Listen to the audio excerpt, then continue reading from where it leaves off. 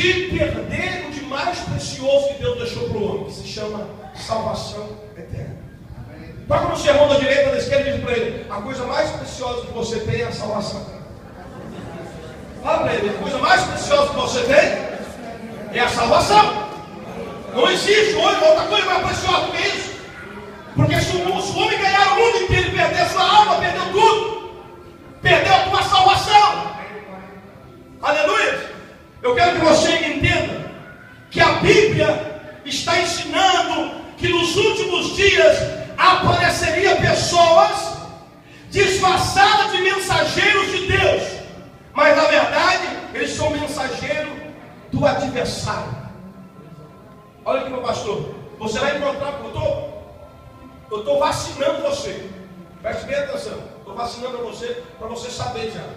Você vai encontrar pessoas na sua caminhada cristã que aparentemente, preste bem atenção, irmãos, aparentemente eles parecem que são enviados de Deus, mas eles não são, estão camuflados e eles são mensageiros de Satanás.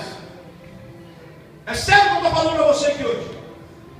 Nem todo mundo ou todas as pessoas que falam de Deus vêm de Deus. Sabia disso? Os irmãos estão me ouvindo aqui? Eu quero ninguém conversando, por favor. Os irmãos estão me ouvindo aqui?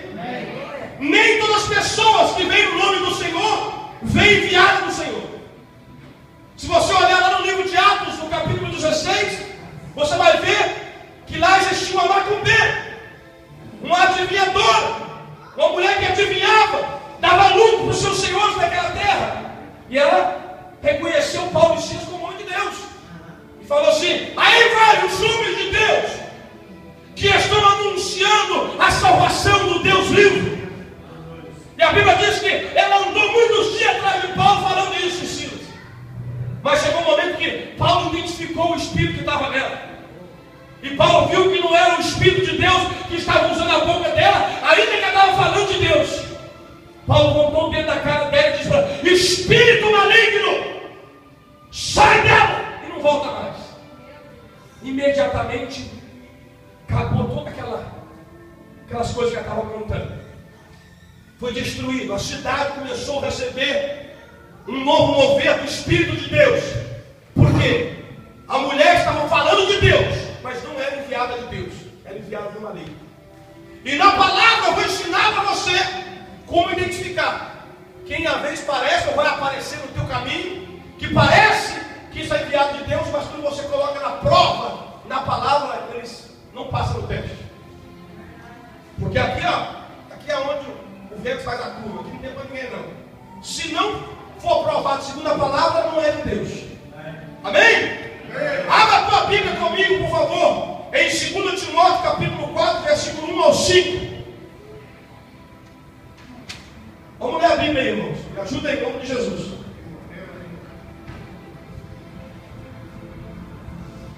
Segundo Timóteo capítulo 4, versículo 1 ao 5. Eu vou ler a versão nova, mas você pode estar na versão antiga, mas é o mesmo significado. Quem achou, diga glória a Deus. Amém? Tem pessoas que não achou ainda?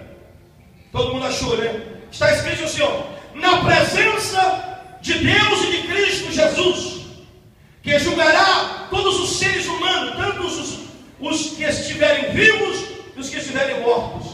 Eu ordeno a você com toda a firmeza o seguinte: por causa da vida de Cristo e do seu reino, pregue a mensagem e insista em anunciá-la, seja no tempo certo ou não. Procure convencer, repreenda, anime e ensine com toda a paciência, pois vai chegar um tempo em que as pessoas não vão dar atenção ao verdadeiro ensinamento, mas seguirão aos seus próprios desejos e arranjarão para si mesmas uma porção de mestres que vão dizer a elas o que elas querem ouvir. Essas pessoas deixarão de ouvir a verdade para dar atenção a lendas, contos de fadas.